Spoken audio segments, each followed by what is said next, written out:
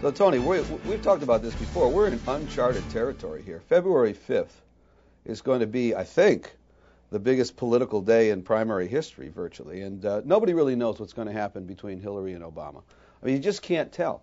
I've been in several of the states that are going to be voting on February 5th. There's no campaign. They just don't have time to put a campaign together. So what happens? Is it the old Clinton, what's left of the Clinton machine, or is it the Obama excitement coming off what will probably be a South Carolina win?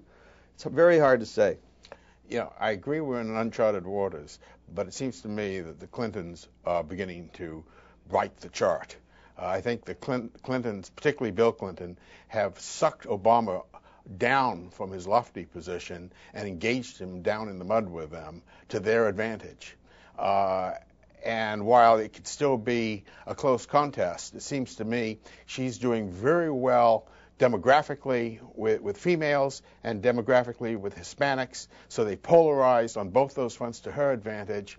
And if she can't pull out ahead, then I think Edward stays in, because what else does he have to do in his life? I think I don't really disagree with you in most respects on that. And Obama is having trouble with certain blocks of voters, older voters. He's not doing well at all. He hasn't done well at all with older voters in New Hampshire, in Nevada.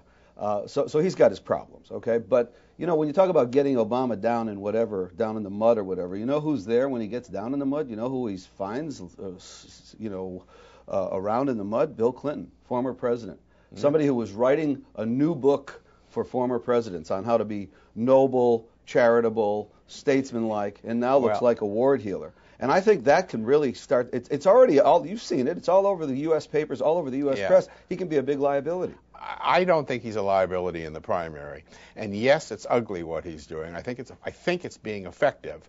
And his legacy will be electing Hillary if he can do it. You don't think it makes people think and wonder, what is the Clinton White House going to be like?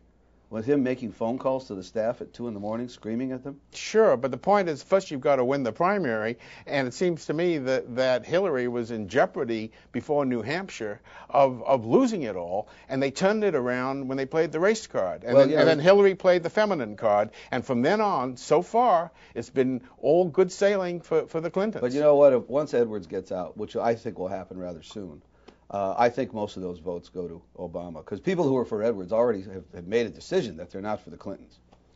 Maybe, but on the other hand, Edwards does appeal to sort of blue-collar white people, and that could be a Hillary block. It may be counterintuitive that he's the non-Hillary, but on the other hand, demographically, his voters look more like hers than his.